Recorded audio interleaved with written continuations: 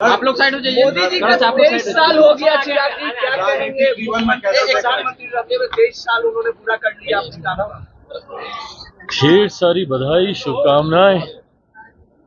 स्वाभाविक है, ये बात किसी से छुपी नहीं है कि मेरे मन में उनके प्रति कितना प्यार, कितना आदर और कितना स्नेह है। ऐसे में एक ऐसे व्यक्ति जिनको आप अपना आदर्श मानते हैं, जब उनका अनुभव नई ऊंचाइयां हासिल करता है तो स्वाभाविक है आपको खुशी होती है। मैंने मेरे नेता, मेरे पिता आदरणीय रामविलास पासवान जी के बाद किसी को राजनीतिक क्षेत्र में अपने आदर्श माना, जिनके कार्यों से मैंने सीख ली, जिनकी कार्यशैली को मैंने अपनाने का प्रयास किया, वो मेरे प्रधानमंत्री नरेंद्र मोदी जी ही हैं। और आज जब उनका अनुभव एक नए मुकाम तक पहुंचा है, मैं, मेरी पूरी पार्टी लोक जनशक्ति पार्टी रामविलास, जहां एक तरफ उनको ढेर सारी बधाई, शुभकामनाएं देते हैं, तो वहीं आने वाले लंबे समय तक उनके इस आशीर्वाद का लाभ हम सबको ऐसे ही प्राप्त होता रहे, ये कामना भी करता हूं। जम्मू कश्मीर और हरियाणा में कल रिजल्ट आने वाले हैं, किस तरीके से परिणाम देख रहे हैं? देखिए, जिस तरीके से एनडीए ने, भारतीय जनता पार्टी ने मेहनत की है, जिस तरीके से हरियाणा का अगर मैं जिक्र करूं, 10 साल का भारतीय जनता पार्टी का कार्यकाल रहा है। मैं मानता हूं, सर्वे कुछ और कहते हैं, एग्जिट पोल्स कुछ और कहते हैं, बट मैं मानता हूं कि कल जब परिणाम आएंगे तो इन दोनों राज्यों में पुनः भारतीय जनता पार्टी के नेतृत्व में सरकार बनेगी, ऐसा मेरा विश्वास है।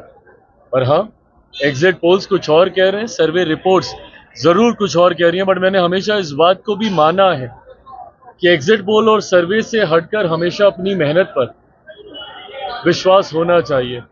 मैंने जब जब बिहार में चुनाव लड़े हैं, कई बार एग्जिट पोल्स में कभी भी हम लोगों को उतनी सीटें नहीं दिखाई गई जितनी सीटें हम लोग को हर बार मिली। 14 में 7 में से 6 मिली, 6 में से 6 19 में मिली, 5 में से 5 24 में मिली। पर कई बार कई एग्जिट पोल ने ये अनुमान नहीं लगाया था, उसके बावजूद भी हम लोग का ये परिणाम रहा।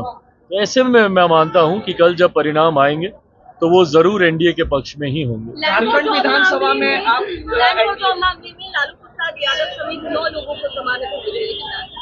अच्छी बात है, और जैसा मैंने कहा है कि न्याय प्रणाली पे हमेशा भरोसा होना चाहिए।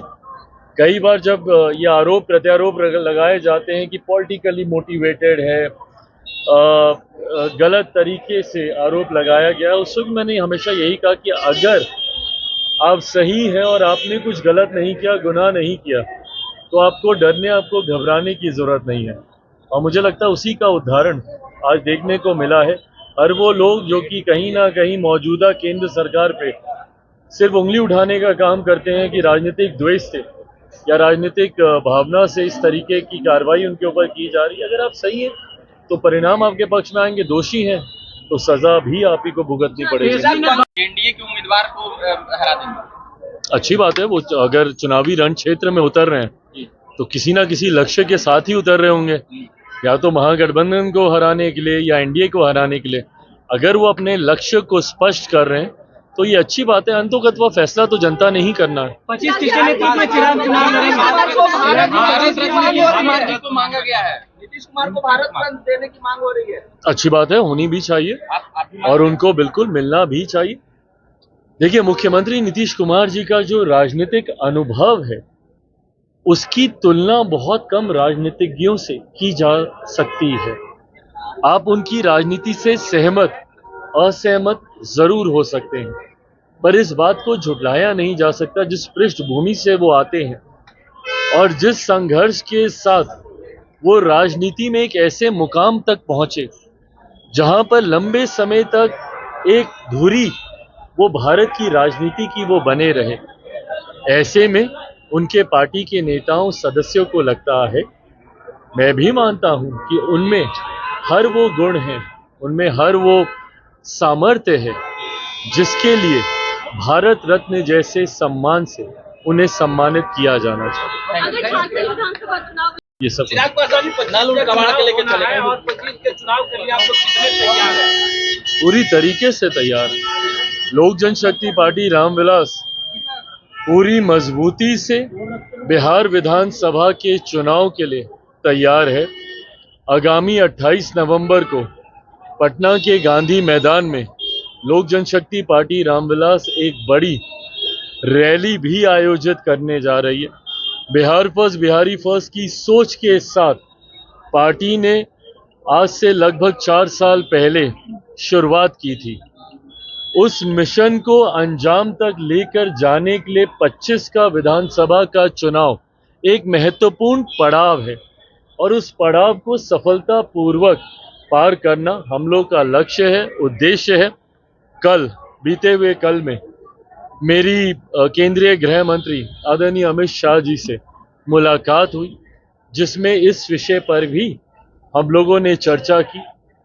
बहुत सकारात्मक मोड़ पर हम लोगों की चर्चाएं हैं और मैं मानता हूं कि बहुत खूबसूरत तरीके से आने वाले विधानसभा चुनाव में एनडीए में सीट बंटवारा, सीट चयन, ये तमाम चीजें हो जाएंगी। आगामी 28 नवंबर को जब पटना के गांधी मैदान में हम लोग ये रैली करेंगे तो वहां से औपचारिक चुनाव का आगाज भी लोक जनशक्ति पार्टी रामविलास के द्वारा किया जाएगा। फिलहाल कल मेरे नेता, मेरे पिता आदरणीय रामविलास पासवान जी की पुण्यतिथि है। कल 4 साल हो जाएंगे उनको हम लोगों को छोड़कर गए हुए।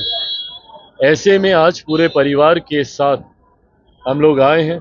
हर साल की तरह इस साल भी पापा की जन्मस्थली शहर बन्नी में हम लोग हर साल जैसे कार्यक्रम आयोजित करते हैं, उसी तरीके से मैं, मेरा पूरा परिवार कल वहीं शहर बन्नी में रहेगा।